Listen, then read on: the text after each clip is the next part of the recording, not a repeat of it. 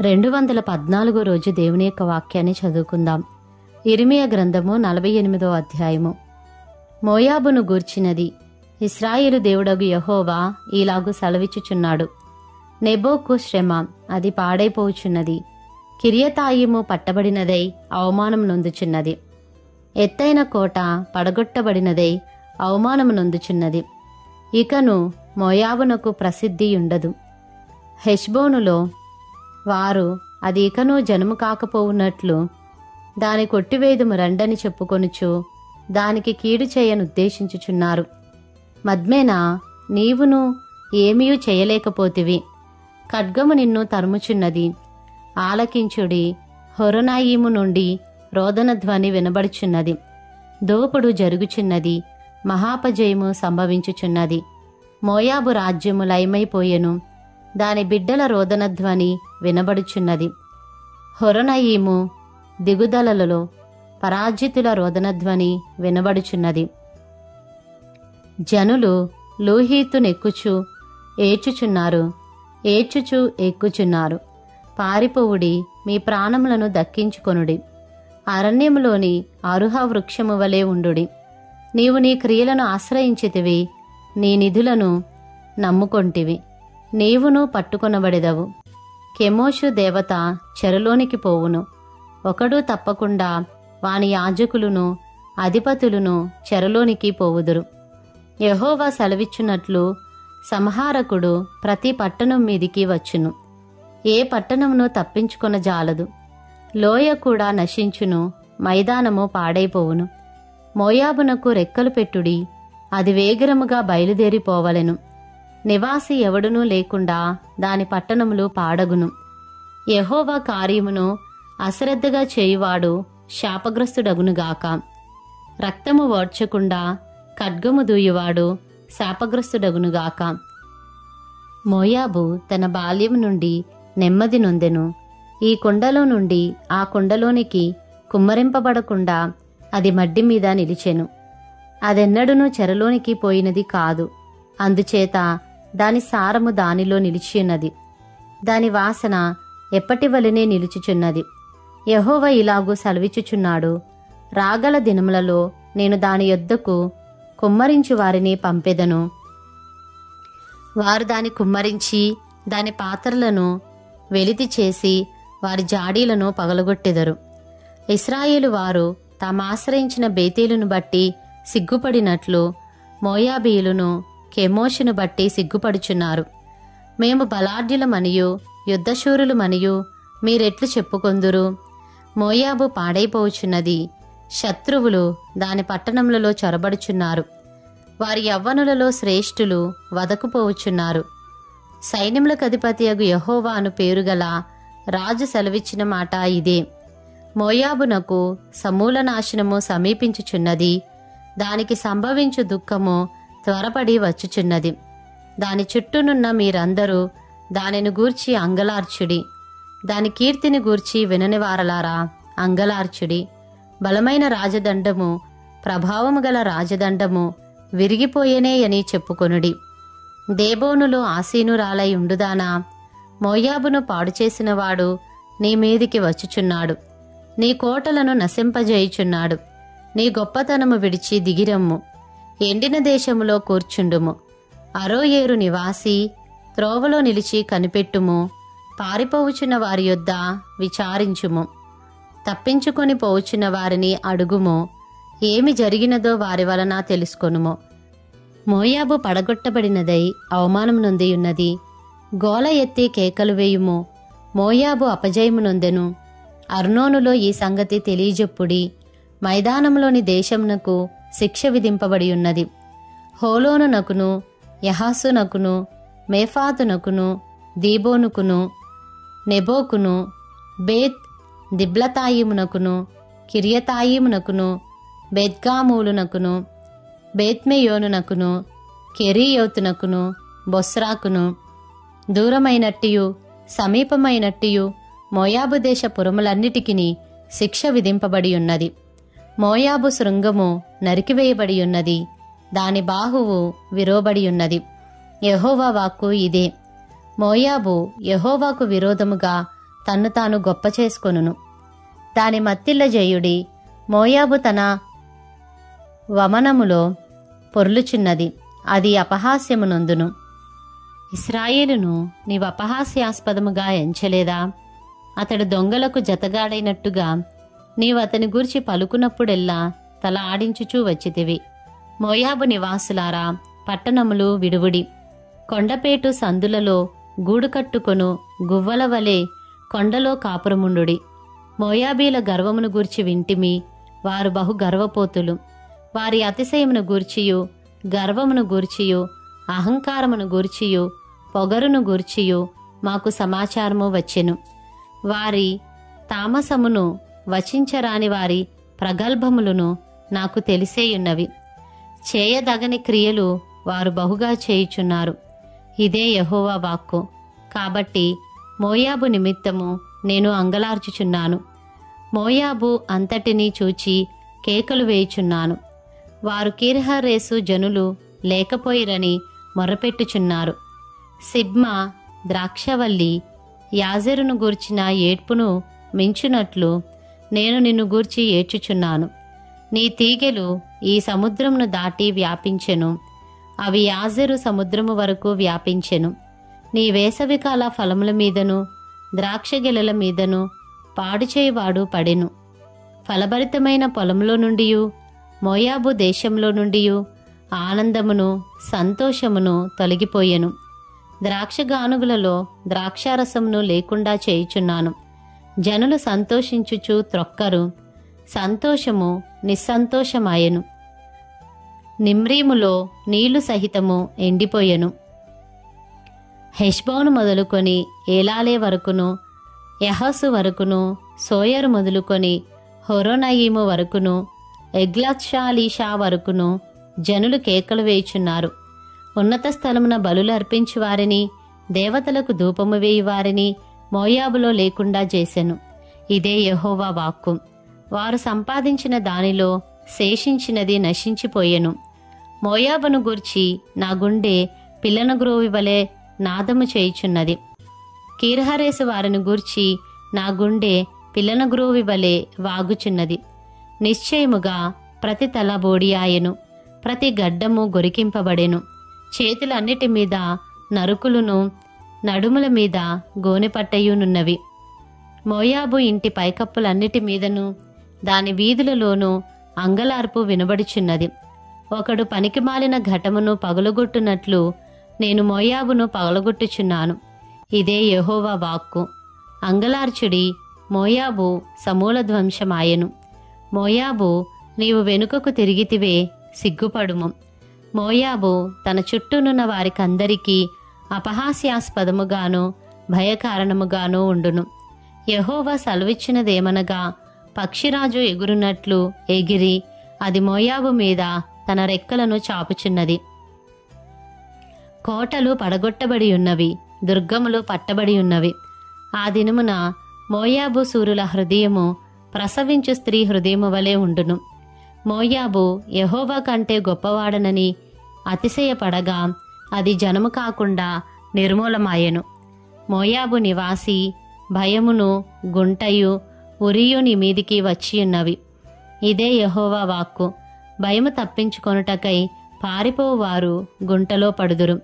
గుంటలో నుండి తప్పించుకొనువారు ఉరిలో చిక్కుకొందురు. మోయాబు మీదికి విమర్శ సంవత్సరమును నేను రప్పించుచున్నాను. ఇదే యెహోవా వాక్కు.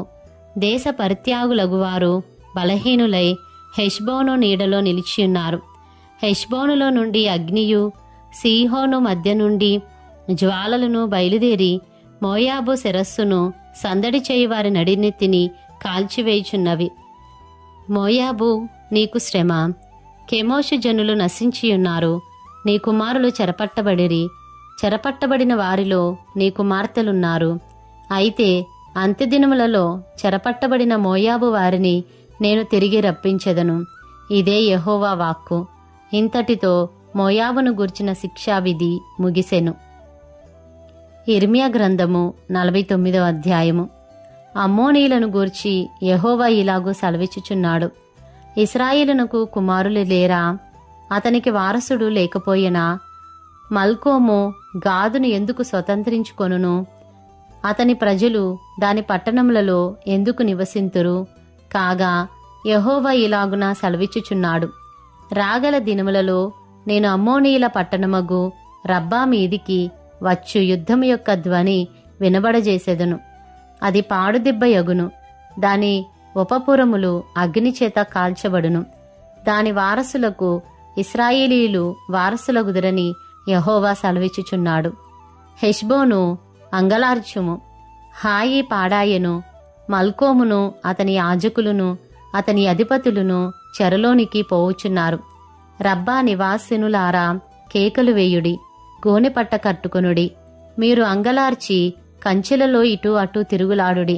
విశ్వాసఘాతకురాలా, నా యొద్దకు ఎవడునూ రాలేడని నీ ధనమునే ఆశ్రయముగా చేసుకొన్నదానా, నీ లోయలో జలములు ప్రవహించుచున్నవని నీవేళ నీ లోయను గూర్చి అతిశయించుచున్నావు? ప్రభువును సైన్యములకు అధిపతియైన యెహోవా ఇలాగు సెలవిచ్చుచున్నాడు, నేను నీ చుట్టూనున్న వారందరి వలన నీకు భయము పుట్టించుచున్నాను. మీరందరూ శత్రువునికి ఎదురుగా తరుముబడుదురు. పారిపోవు వారిని సమకూర్చువాడొకడునూ లేకపోవును. అటు తరువాత చెరలోనున్న అమ్మోనీయులను నేను రప్పించెదను. ఇదే యెహోవా వాక్కు. సైన్యములకు అధిపతియగు యెహోవా ఎదోమును గూర్చి ఇలాగు సెలవిచ్చుచున్నాడు, తేమానులో జ్ఞానమిక నేమియూ లేదా? వివేకులకు ఇక ఆలోచన లేకపోయినా వారి జ్ఞానము వ్యర్థమాయనా? ఏషావును విమర్శించుచు నేనతనికి కష్టకాలము రప్పించుచున్నాను. దదానీయులారా, పారిపోవుడి, వెనుకకు మల్లుడి, బహులోతున దాగుకొనుడి. ద్రాక్ష పండ్లు ఏరువారు నీ యొద్దకు వచ్చిన ఎడల వారు పరిగిలను విడువరా? రాత్రి దొంగలు వచ్చిన ఎడల తమకు చాలునంతా దొరుకు వరకు నష్టము చేయుదురుగదా. నేను ఏషావును దిగంబరినిగా చేయుచున్నాను. అతడు దాగి ఉండకుండునట్లు నేనతని మరుగు స్థలమును బయలుపరచుచున్నాను. అతని సంతానమును, అతని స్వజాతి వారును, అతని పొరుగువారును నాశనమగుచున్నారు. అతడును లేకపోవును. అనాథులగు నీ పిల్లలను విడువుము, నేను వారిని సంరక్షించెదను. నీ విధవరాండ్రు నన్ను ఆశ్రయింపవలెను. యెహోవా ఇలాగు సెలవిచ్చుచున్నాడు, న్యాయము చేత ఆ పాత్రలోనిది త్రాగను రానివారు నిశ్చయముగా దానిలోనిది త్రాగుచున్నారే. నీవు మాత్రము బొత్తిగా శిక్షనొందకపోదువా?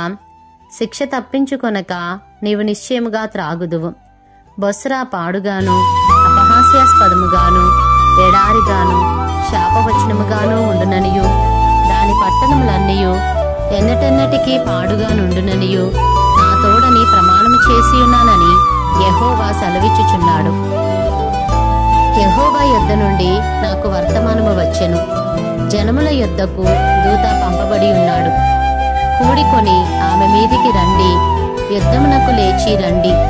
జనములలో అల్పునిగాను మనుష్యులలో నీచునిగాను నేను నిన్ను చేయుచున్నాను. నీవు భీకరుడవు, కొండసందులలో నివసించువాడా, పర్వత శిఖరమును స్వాధీనపరుచుకొనువాడా, నీ హృదయ గర్వము నిన్ను మోసపుచ్చెను. నీవు పక్షిరాజు వలె నీ గూటిని ఉన్నత స్థలములో కట్టుకొనినను అక్కడ నుండి నిన్ను క్రింద పడద్రోసెదను. ఇదే యెహోవా వాక్కు. ఏదోము పాడైపోవును, దాని మార్గమున నడుచువారు ఆశ్చర్యపడి దాని ఇడుములన్నీయు చూచి వేళాకోళము చేయుదురు. సొదొమయు గొమొర్రాయు వాటి సమీప పట్టణములను పడగొట్టబడిన తరువాత వాటిలో ఎవడునూ కాపురముండకపోయినట్లు ఏ మనుష్యుడునూ అక్కడ కాపురముండడు, ఏ నరుడునూ దానిలో బస చేయడు. చిరకాలము నిలిచి నివాసమును పట్టుకొనవల్లని శత్రువులు యొర్దాను ప్రవాహములో నుండి సింహము వలె వచ్చుచున్నారు. నిమిషములోనే నేను వారిని దాని యొద్ద నుండి తోలివేయుదును. నేనెవని నేర్పరుతునో వానిని దానిమీద నియమించెదను. నన్ను పోలియున్న వాడై నాకు ఆక్షేపణ కలుగజేయువాడేడి?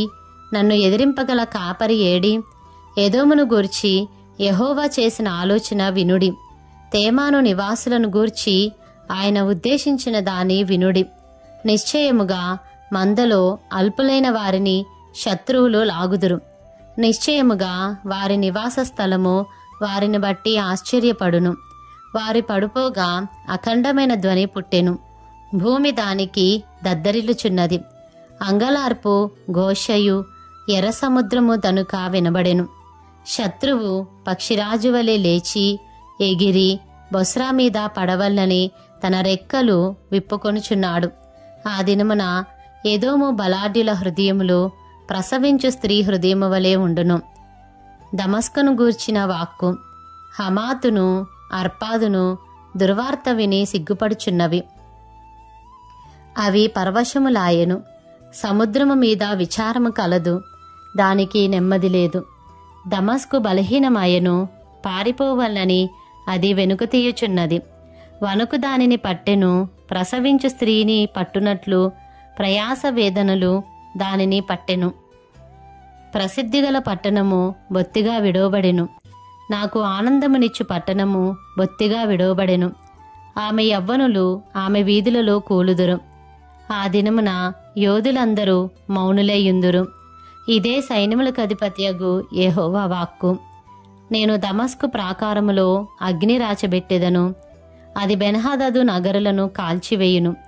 బబులోను రాజైన నెబుకద్రెజరు కొట్టిన కేదారును గూర్చియు హోసోరు రాజ్యములను గూర్చియు యెహోవా సెలవిచ్చిన మాట. లేచి కేదారునకు వెళ్ళుడి, తూర్పు దేశస్థులను దోచుకొనుడి. వారి గుడారములను గొర్రెల మందలను శత్రువులు కొనిపోవుదురు. తెరలను ఉపకరణములను ఒంటెలను వారు పట్టుకొందురు. నఖముఖాల భయమని వారు దానిమీద చాటింతురు. హోసోరు నివాసులారా, బబులోను రాజైన నెబుకద్రెజరు మీ మీదికి రావాలని ఆలోచన చేయుచున్నాడు. మీ మీద పడవలన ఉద్దేశముతో ఉన్నాడు. యెహోవా వాక్కు ఇదే. పారిపోవుడి, బహులోతునకు వెళ్ళుడి, అగాధ స్థలములలో దాగుడి. మీరు లేచి ఒంటరిగా నివసించుచు గుమ్మములు పెట్టకయు గడియలు అమర్చకయు నిశ్చింతగాను క్షేమముగాను నివసించు జనము మీద పడుడి. వారి ఒంటెలు దోపుడు సొమ్ముగా ఉండును, వారి పశువుల మందలు కొల్ల సొమ్ముగా ఉండును. గడ్డపు ప్రక్కలను కత్తిరించుకొని వారిని నఖముఖాలా చెదరగొట్టుచున్నాను. నలుదిక్కుల నుండి ఉపద్రవమును వారి మీదికి రప్పించుచున్నాను. ఇదే యెహోవా వాక్కు. హోసోరు చిరకాలము పాడై నక్కలకు నివాస స్థలముగా ఉండును. అక్కడ ఏ మనుష్యుడును కాపురముండడు, ఏ నరుడును దానిలో బస చేయడు. యూదారాజైన సిద్కియా ఏలుబడి ఆరంభంలో యెహోవా వాక్కు ప్రవక్త అయిన యిర్మీయాకు ప్రత్యక్షమై ఏలామును గూర్చి ఇలాగు సెలవిచ్చెను. సైన్యములకు అధిపతి యెహోవా సెలవిచ్చినదేమనగా, నేను ఏలాము యొక్క బలమునకు ముఖ్యధారమైన వింటిని విరుచుచున్నాను. నలుదిశల నుండి 4 వాయువులను ఏలాము మీదికి రప్పించి నలుదిక్కుల నుండి వచ్చు వాయువుల వెంట వారిని చెదరగొట్టుదును. వెలివేయబడిన ఏలాము వారు ప్రవేశింపని దేశమేదియూ నుండదు. మరియు వారి శత్రువుల ఎదుటను వారి ప్రాణము తీయజూచు వారి ఎదుటను ఏలామును భయపడజేయుదును. నా కోపాగ్ని చేత కీడును వారి మీదికి నేను రప్పించుదును. వారిని నిర్మూలము చేయు వరకు వారి వెంట ఖడ్గము పంపుచున్నాను. ఇదే యెహోవా వాక్కు. నా సింహాసనమును అచ్చటనే స్థాపించి ఏలాములో నుండి రాజును అధిపతులను నాశనము చేయుదును. ఇదే యెహోవా వాక్కు. అయితే కాలాంతమున చెరపట్టబడిన ఏలాము వారిని నేను మరలా రప్పించెదను. ఇదే యెహోవా వాక్కు.